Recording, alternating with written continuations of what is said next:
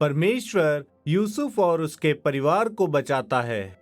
कई वर्षों के बाद जब याकूब बूढ़ा हो गया था, तो उसने अपने प्रिय पुत्र यूसुफ को उसके भाइयों की जांच करने के लिए भेजा, जो जानवरों के झुंडों की देखभाल कर रहे थे। यूसुफ के भाई उससे ईर्ष्या करते थे, क्योंकि उनका पिता उससे अधिक प्रेम करता था, और इसलिए भी कि यूसुफ ने स्वप्न देखा था कि वह उनका शासक हो जाएगा। जब यूसुफ अपने भाइयों के पास आया, तो उन्होंने उसे बंधक बना लिया और उसे दासों का व्यापार करने वालों को बेच दिया।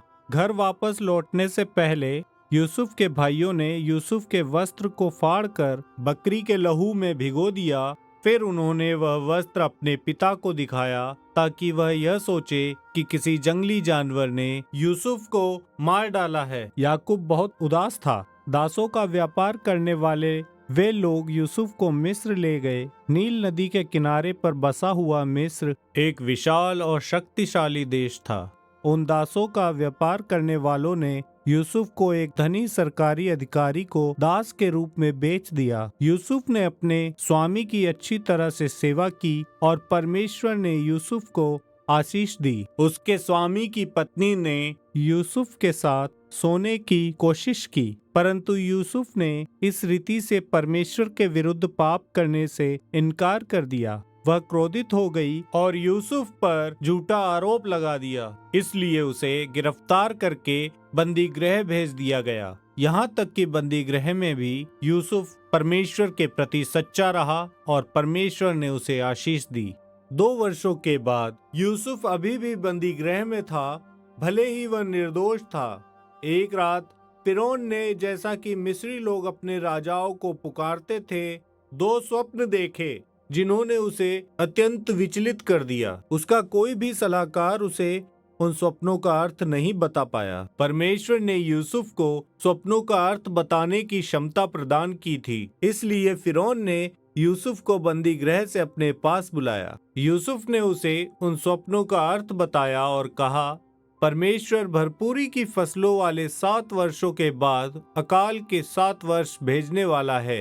फिरौन यूसुफ से इतना प्रभावित हुआ कि उसने उसे मिस्र का दूसरा सबसे शक्तिशाली पुरुष नियुक्त कर दिया। यूसुफ ने लोगों से अच्छी फसलों वाले 7 वर्षों के दौरान बड़ी मात्रा में भोजन को जमा करने के लिए कहा। जब 7 वर्षों का अकाल आया, तब यूसुफ ने लोगों को वह भोजन बेचा, ताकि उनके पास खाने के लिए पर्याप्त हो। वह अकाल केवल मिस्र में ही नहीं, परंतु कनान में भी भयंकर था, जहां याकूब और उसका परिवार रहता था। इसलिए याकूब ने अपने सबसे बड़े पुत्रों को भोजन खरीदने के लिए मिस्र को भेजा। जब वे भोजन खरीदने के लिए यूसुफ के सामने खड़े हुए, तो उन भाइयों ने यूसुफ को नहीं पहचाना, परंतु यूसुफ ने उनको पहचान लिया।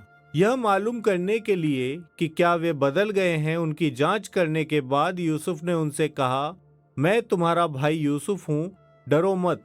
जब तुमने मुझे दास के रूप में बेचा था, तो तुमने बुरा करने की ठानी थी, परंतु परमेश्वर ने उस बुराई को भलाई के लिए उपयोग किया। आओ और मिस्र में रहो, ताकि मैं तुम्हारे और तुम्हारे परिवारों के लिए भोजन का प्रबंध कर सकूं। जब यूसुफ के भाई घर वापस लौटे और अपने पिता याकूब को बताया कि यूसुफ अभी भी जीवित है, तो वह बहुत प्रसन्न हुआ। हालांकि याकूब एक बूढ़ा व्यक्ति था, तो भी वह अपने पूरे परिवार के साथ मिस्र को चला गया और वे वहां बस गए। याकूब के मरने से पहले उसने अपने प्रत्येक पुत्र को आशीषित किया। वाचा की वह प्रतिज्ञाएं जो परमेश्वर ने अब्राहम से की थीं, वे इसहाक पर और उसके बाद याकूब और उसके बाद उसके 12 पुत्रों और उनके परिवारों पर आ गई थीं। उन 12 पुत्रों के वंशज इज़राइल के 12 गोत्र बन गए।